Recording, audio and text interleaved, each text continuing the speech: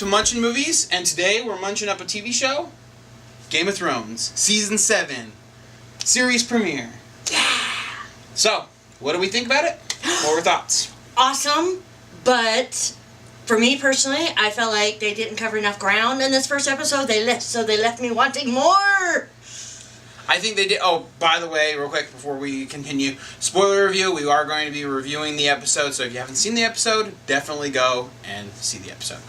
I don't think that they covered quite enough as I would have liked, but I also feel like the other seasons don't really start off with, some of them start off with a big bang, but usually it takes to like the second or third episode for something big to happen. So I think that this one, the second, possibly the third episode is going to have something big. I know the second one, based on the preview, it sounds like they're at least going to be talking about going into King's Landing. So there should be some pretty exciting things. But based on this episode, I love the backstory that we got on Arya with her killing the whole family that did them wrong during the Red Wedding. What did your thoughts are?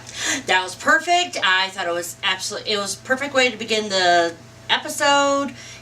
She's mastered the art of being a invisible assassin. And did you think it was predictable? No. I think no. As we were watching it, as unraveling, it's like, is that her? Is that her? Because they just show you the clip right before then of her. Well, because I wasn't sure if it was going to be a backstory, but it wasn't. It's not a flashback. It's basically where she left it off, killing off Frey. Mm-hmm. And then, so. Okay, and what do we think about Cersei? Trying to build up some sort of team to fight Daenerys with. They've burned so many bridges, and Jaime's right, where, the Lannisters are nothing without their allies. They've got no allies. They've got enemies everywhere. And Cersei... They've been cutthroat, but they've burned every bridge. And Cersei's in denial, and it's going to be very interesting where they take it, but I think they're kind of on their last legs, in my opinion. And then Jon Snow and Sansa, you can tell there's a little bit of tension before we there. move on, do you think that Leon Greyjoy, right?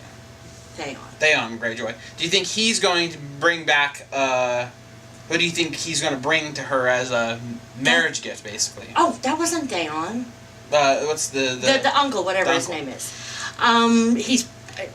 We're speculating that he's probably going to go after Tyrion and basically bring his head back. That's the only thing I could see Cersei's changing her plans over, is something big like that. Yeah. But Jon Snow and Sansa, it looks like there's just a tiny bit of tension there, and maybe just because since Sansa's she's the biological daughter of Ned Stark, and perhaps really should be over Winterfell and not Jon Snow. But I think the animosity comes there because, she is the a real daughter, and Jon Snow still doesn't know his past. Only we know through Bran what his past is. Exactly. And so, she still treats him like a brother and everything, but I think the fact that really bothers her is that she has gone through everything with the Lannisters, with what's-his-face, Ramsay, and just couldn't quite, get to Jon's head, this is serious. We need to really, listen to me. We need to build allies. We need to, go against Cersei because she's going to come at us with everything. And he doesn't quite...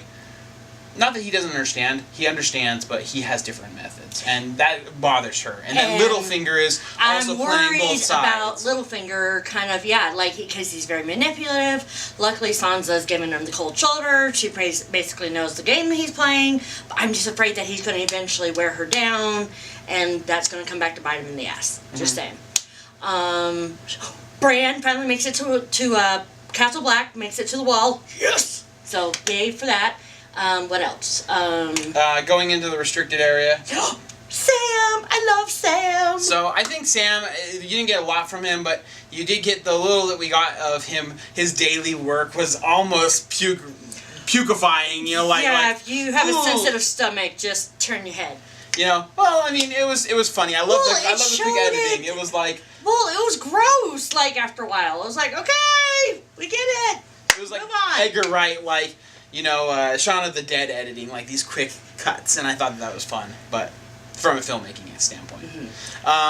But we do know about, they talked about the dragon glass, that people are now interested in mining for that, and that it's at Stone. Dragonstone. So, which is where Daenerys lands. Which is great because they didn't really go into a lot of details. It was just them traveling into the castle Just and her homecoming. making it into the throne room, and her tearing down some of the Lannister I think tapestries or something. I think it was Baratheon because Baratheon. Because I think it had a deer on it, and that's Baratheon. And kind of just getting into the war room and she was ready to begin. She had her moment. Starting the war, She had her moment, and she's like, "Shall we begin?" Yeah. So boom. It should come off with a big bang next episode. This was just establishing where everyone is. We also didn't really hit on the mountain, but the mountain has a little bit of I don't know if you want to call it spiritual enlightenment through the fire and some. And we find out where Jorah, the guy that got the grayscale, he's at the Citadel. We find that out when Sam finds him, and he has a tiny little cameo, and I'm like, yes. I want him to. Oh, so I want him to. Should be pretty good. We're really excited. You can tell. I hope you guys are too. And yeah, thanks for watching. I'm Sam. He's Scott. Thanks for watching.